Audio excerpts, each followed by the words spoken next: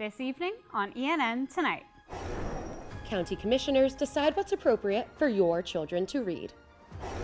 The class of 2025 prepares for graduation, and one senior prepares to send them off. I feel like there's no greater honor to have after my 4 years here. And after FEMA bailed, Western North Carolina looks to Trump for help. Those stories and more. ENN Tonight starts now.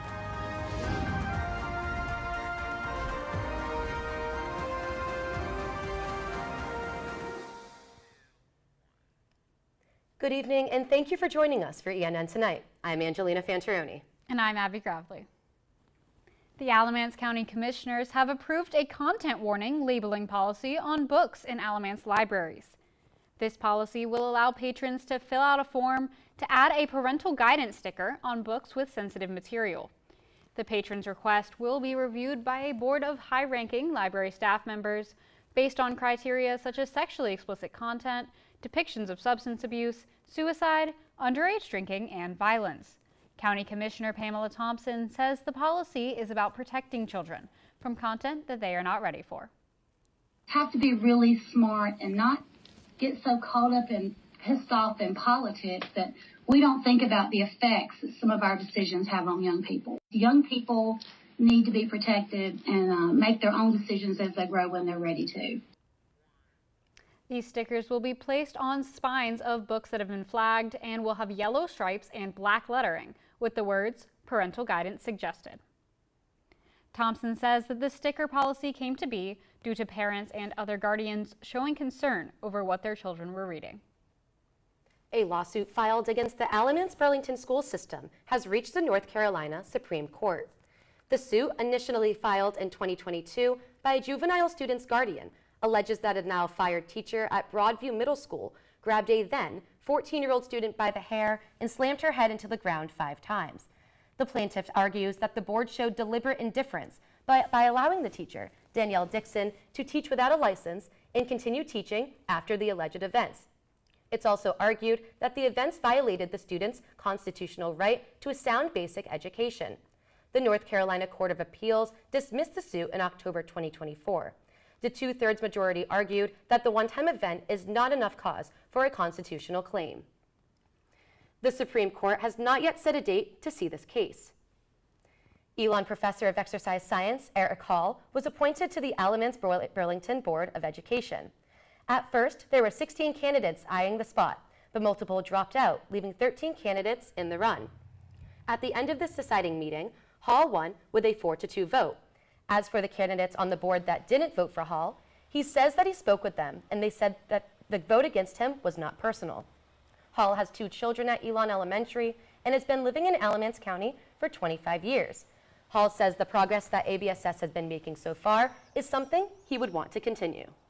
I don't know that I have like one thing that I'm really trying to do. I just think it's continuing to make our public schools as best that they can and make sure that all of our students that are in the ABSS system have great outcomes and are achieving what they need to achieve. I just think that, we're at a state now where, education as a whole is taking a lot of hit and is taking a lot of heat and talk about cutting funding and things like that. And I just want to be an advocate to support our students the best that we can. Hall says that he's excited but a little nervous when it comes to taking on this new role. North Carolina Governor Josh Stein has appealed the Federal Emergency Management Agency's decision to end full reimbursement for Hurricane Helene relief efforts. In a letter to President Trump, Assistant Administrator of the Recovery Directorate Melissa Forbes and FEMA Regional Administrator Robert Simon, Stein says that the decision is, quote, already hampering our ongoing recovery efforts. Stein says that, quote, the scale of the problem is immense and we need more time and help to address it. And he estimated that remaining debris removal could cost an additional $1 to $2 billion. Stein's appeal asks for a 6-month extension or 3 months if 6 is not possible. A recent Elon University poll has released some noteworthy findings regarding respondents' views on President Donald Trump's tariff policy. ENN's Trista Panagakos is in studio to provide an in-depth analysis of these results. Trista, what are we looking at here? Thanks, Angelina. During his 2024 presidential campaign, Trump promised to implement widespread tariffs, and he's definitely followed through on that. But he's also been going back and forth a bit, pausing and then unpausing the tariffs, which has caused a lot of economic uncertainty for American consumers and the stock market. On April 2nd, Trump announced a 10% baseline tariff on all foreign countries, but for China, he set a 145% tariff rate. According to a poll by ENN University, 80% of those surveyed expect higher costs due to Trump's trade policy. These responses were split along party lines, with 90% of Democrats worried that higher tariffs would significantly impact their finances, compared to just 41% of Republicans. Recently, Trump mentioned that the economic pain from tariffs may be worth it in the long run. About 43% of respondents weren't on board with that trade-off, while 38% of them were willing to accept higher prices if that meant a better economic development in the future. Director of ENN University poll, Jason Husser, said in an interview with ENN News Network that whether respondents were more willing to accept the short-term pain for long-term gain depended on their party affiliation. Husser said, quote, "When we break that down by party, it cannot be any more opposite. 13% of Democrats said yes, they will take higher prices in the short term for benefit in the long term. 71% of Democrats said no to that. Republicans, exact opposite. 71% said yes, 13% said no. Confidence in the American economy isn't high either. Around 45% of respondents said they felt less confident in the economy since Trump took office. 32% of respondents felt more confident, and 15% said their confidence has been unchanged. Confidence levels were pretty divided politically, with 65% of Republicans feeling more confident compared to only 9% of Democrats and 17% of independents. That's all I have for you right now. Back to you at the desk.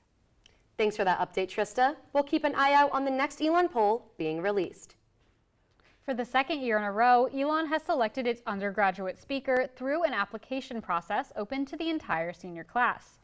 Applicants must be in good standing, have a GPA of at least a 2.75, and have spent 5 or more semesters at ENN. After committee reviews and a senior class vote, the top 3 candidates deliver their speeches to a final selection panel. This year's speaker will be ENN senior Craig Brandstetter. His nomination was announced in an email from Vice President of Student Life John Dooley. Brandstetter says a friend last year inspired him to throw his application in the ring, and he says he's excited to give his speech. So I did write my speech already. I'm not going to tell you fully what it's about, but it is about growth at ENN, how different aspects helped you to grow, and how ENN as a whole fosters that ability as well. I'm so thankful for every single opportunity ENN has given me over my past 4 years. It's allowed me to become the person I am today. I'm so grateful for everything ENN gave for that. Brandstetter's speech will be delivered during undergraduate commencement on May 23rd in Schar Center. If you've connected to the Wi-Fi on campus recently, you may have noticed a new option, EDU Roam. According to ENN Information Technology, EDU Roam will fully replace ENN U Secure as ENN's primary Wi-Fi network by the end of the fall semester. This move comes after numerous network outages since the start of the second semester. The university says there will be fewer dropped connections on EDU Roam and improved performance. Users will also be able to connect to the network at other participating institutions. The ENN U Connect network will still be used for TVs, gaming consoles, and personal printers. EDU Roam was created in Europe and is co-funded by the European Union. Over 100 territories use the service worldwide. And after the break, I'll have all the ins and outs on ENN sports. And coming up, see how some students build relationships behind the screen.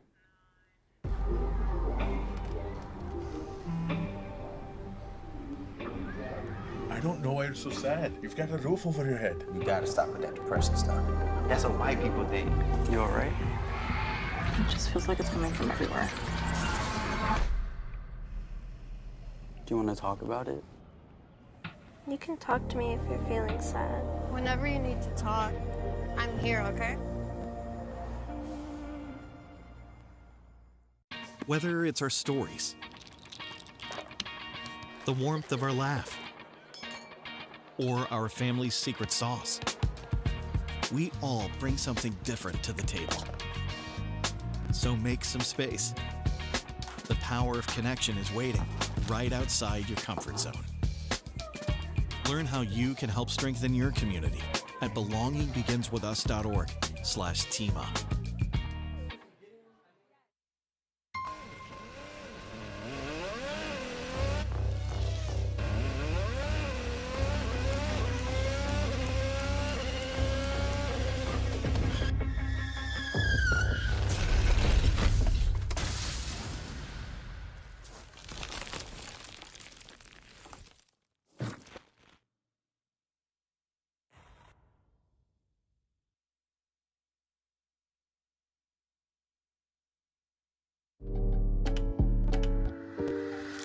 there's only one thing that will save somebody's life, and that is naloxone nasal spray.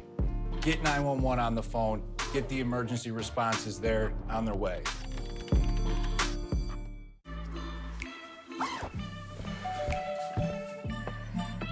Yo, camping buddy.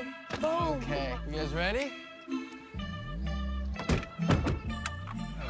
Dude, I thought you were driving. I thought you were driving. Oh, I never said I was driving.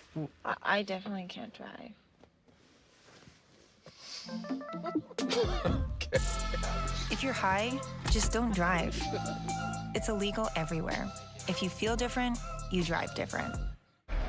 Hate is loud, but love is the majority.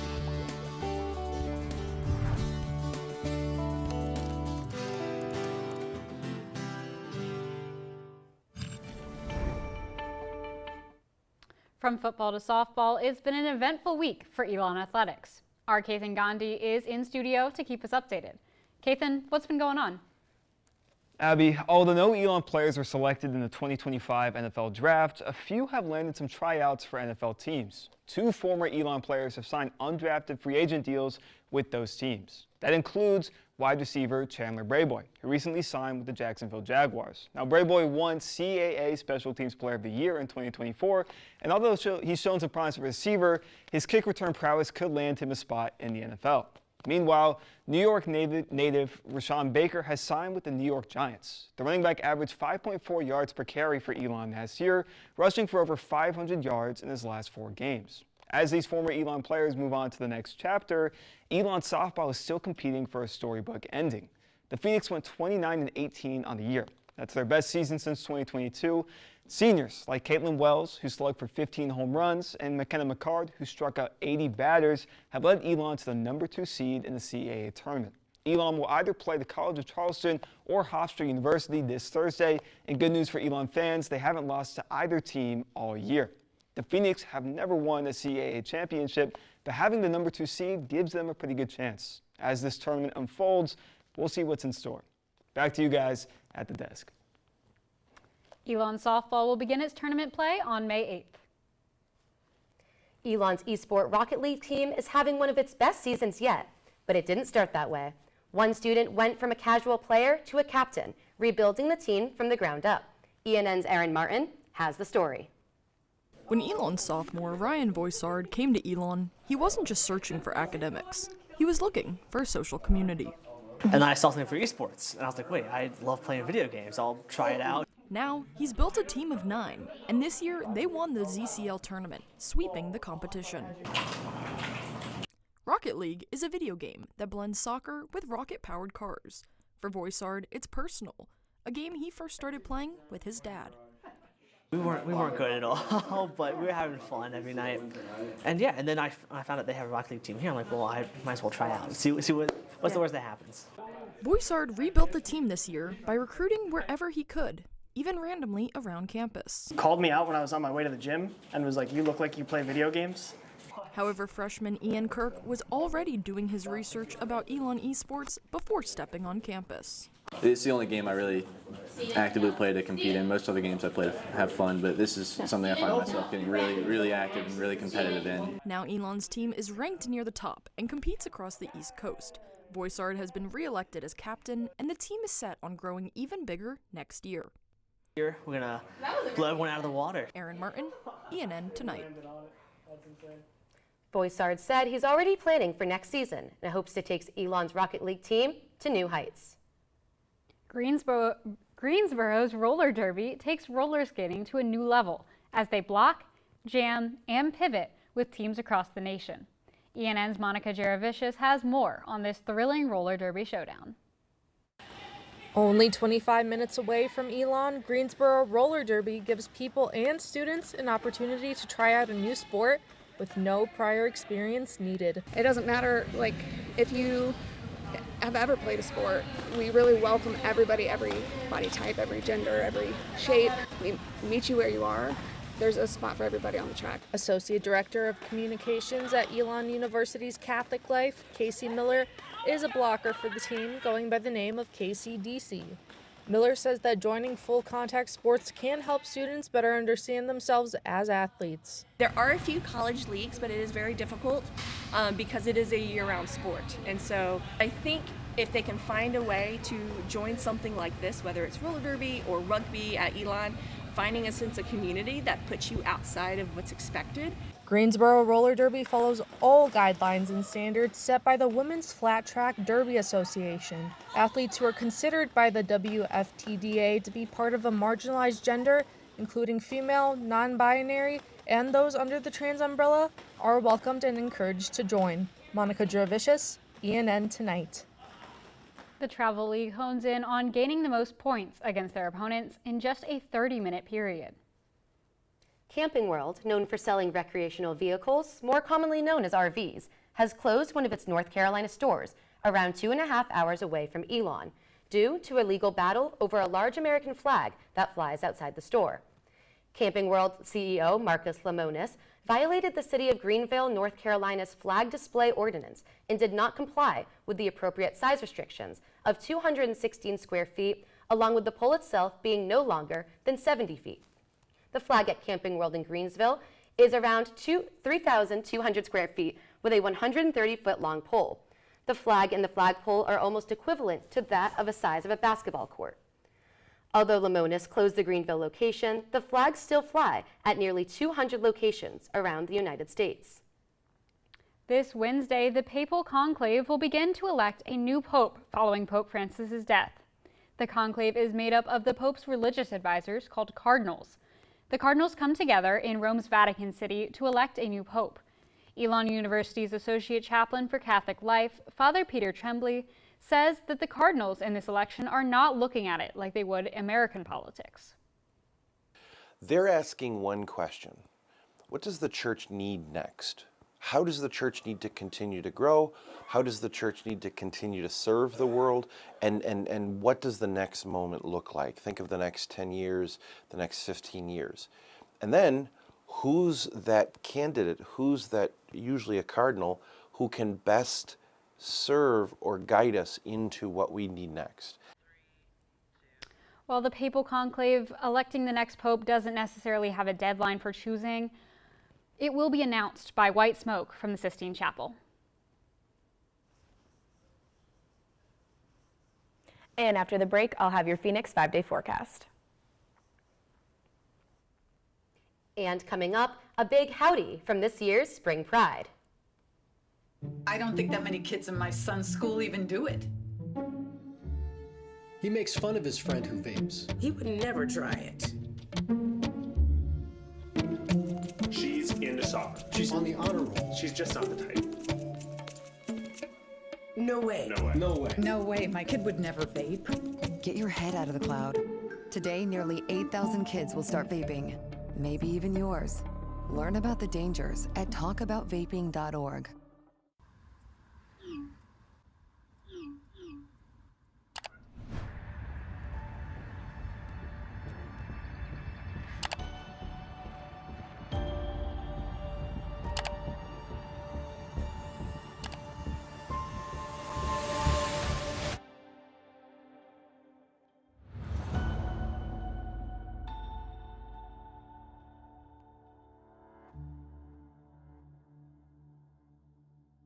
Even more than I wanted a gold medal, I wanted a heart of gold, like the mentors who were my balance beams refusing to let me down, and the coaches who spoke out to anything out of bounds, heroes who never stood on podiums, but stood up for me. Every shot I made, give the assist to those who since my youth were referees, ready to blow the whistle and end abuse. I rescued Toast from a shelter in 2011. I love Toast because she's a lazy diva. Toast does whatever she wants, obviously. She's sleeping right now. She's an epic snuggler. She's so comforting. She's so loving. Toast makes me laugh. When I walked into the shelter, I knew right then that she was special.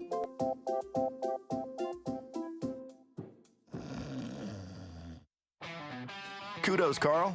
You've always had a need for speed. Racing anything with wheels, speed reading novels in record time, yelling out 3, 2, 1 at every traffic light. But this time, you've taken your power obsession to the next level. By purchasing this electric vehicle, you've given yourself instant torque that blows your old launch times away, which will keep you saying, "Woo-wee" every time you punch the pedal. Good for your adrenaline, great for the planet. That's the power of EV. Town of Elon Mayor Emily Sharp has proclaimed May 4th through the 10th as Public Service Recognition Week. The week is an event dedicated to celebrating the individuals who work and serve as federal, state, county, local, tribal, and government employees. Mayor Sharp calls these employees the unsung heroes that do the work that keeps our nation functioning. It's the people who pick up your trash, keep your water clean. It's the people who keep us safe. It's the people who plan for our future and bring us awesome parks. An employee appreciation luncheon is planned for the end of this week. The Elon Fire Department is still waiting to put its new ladder truck into service, months after it was originally expected to arrive. The truck, funded by the town of Elon, was scheduled for delivery around March, but only arrived recently. Soon after, it was returned to the dealership due to minor issues. This new vehicle replaces an 18-year-old ladder truck that was nearing the end of its 20-year-old service life. The town of Elon approved the purchase in 2023 with a price tag exceeding $2 million, funded through an installment loan program. The new truck is designed to be shorter in length, allowing for better access to tighter areas around town, including the Elon University campus. The fire department responds to hundreds of calls annually, many of which are to the university, highlighting the importance of this upgrade. After a few rainy days, let's see if more showers are in the forecast. Mackenzie? Thanks, Abby. After a warm weekend, we're looking at a nice week up ahead. Now for your Phoenix 5-day forecast. Tonight we'll have a low of 46 and a breeze. Tomorrow will be mostly sunny with a high of 75. Wednesday we'll see more of the same, including a UV of 9. Thursday will be 79 and partly cloudy with a bit of a breeze. There will be some very cloudy skies on Friday with a high of 73. And finally, Saturday will have a high of 70 and mostly sunny skies. On Tuesday, the UV will reach its peak at around noon with a UV of 10. Then it will plateau until about 2:15 and steadily decline until 7 p.m. A UV of 10 is considered very high, so sunscreen of at least 30 SPF is suggested. Like we saw last week, the UV will be high again this coming weekend. Even though the forecast calls for low 70s and partly sunny, Saturday, Sunday, and Monday have a projected UV of 11, which is considered very extreme, so don't forget sunscreen. Now that we're getting into summer, the humidity is also getting worse, which brings out the mosquitoes, so use bug spray if it helps. That's all. Back to you in the studio. Thanks, Mackenzie. We'll be sure to remember our sunscreen. As the semester winds down, members of the Elon community gathered for an evening of unity and celebration with Coolin on the Commons. Student Union, in partnership with the National Panhellenic Council, hosted its annual Coolin on the Commons, with this year's theme being Heroes versus Villains. And we're just out here spreading community, enjoying good food, having fun, and enjoying the last few days of classes. The event also served as a fundraiser for a local nonprofit, Allied Churches of Alamance County. With step show performances, food trucks, and different activities, Coolin on the Commons aimed to bring together the Elon community. I think it's really important to kind of support and highlight different communities and different spaces on campus. So especially for people who don't have exposure to the MPHC community outside of events like this, I think it's really important to provide that space. Olivia Berger, ENN Tonight. Omicron Iota chapter of Delta Sigma Theta won the fundraiser event. This weekend was filled with celebration and community, with Spring Pride also taking place. Our Alice Morrissey has more on the event.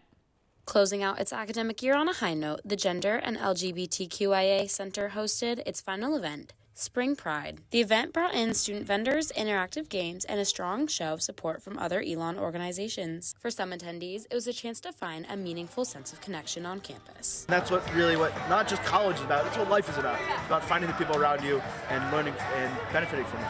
The event served as a reminder that the GLC is both a resource and a safe space for students on campus. In general, to make sure that students continue to know that we are a resource, like we are not like stepping back from what we do and like continuing to provide for students. This year's Spring Pride was Western themed, with cowboy decor adding a playful flair across the event space. Rodriguez says that whenever students can have fun and build community at an event, they consider it a success. Alice Morrissey, ENN Tonight. The GLC hosts Pride events every semester to continue to support and build connections within the LGBTQIA+ community at Elon. After the break, a look into Burlington City Park's annual celebration. Hear that? That's the sound of your life. Perfectly imperfect. But every time you drive after drinking, the music gets drowned out. Your life sounds pretty great. Don't let a buzz ruin it. Buzzed driving is drunk driving. Don't drive buzzed. In 4 days. There was an old woman who lived in a shoe. She had so many children. She didn't know what to do.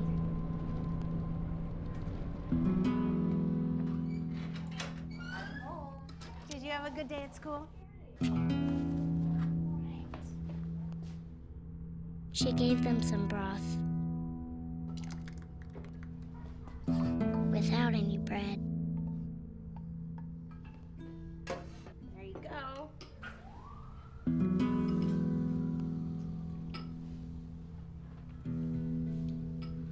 And kissed them all soundly. Night night. Good night. And put them to bed. Hunger is a story we can end.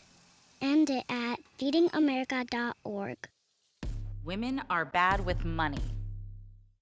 That's what the world's been saying for centuries. But now we've got something to say. Save it. It's time to save ourselves by saving our money. Until we're no longer 80% more likely than men to live in poverty in retirement. Save it. The falsehoods, the feelings of fault. Then, the funds. Learn how to save for your retirement at wesaysaveit.org.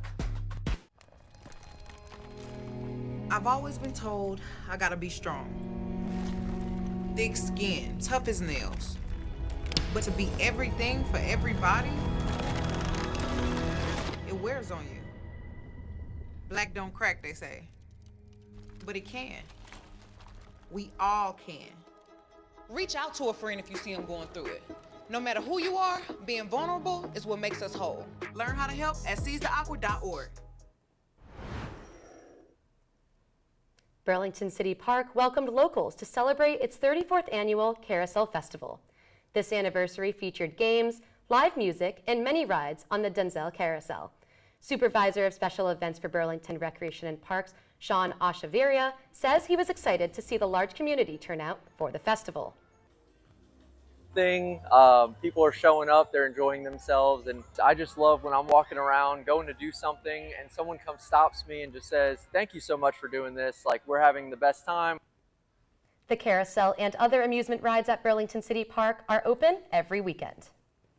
Hundreds of student-grown flowers, herbs, and vegetable sprouts have made their way from the Elon Community Garden to students and community members' homes. Plant adoption was just one of the many activities at the annual Strawberry Festival, which also featured live music and strawberry-themed treats. The festival fell during Collegiate Recovery Week this year, so a table for tie-dyeing t-shirts with the phrase "one day at a time" was a big draw. President of Elon's recovery program, Phoenix Free, and Elon senior James Hemingway says that the phrase can apply to all college students. He says events like the Strawberry Festival help students see the importance of recognizing growth.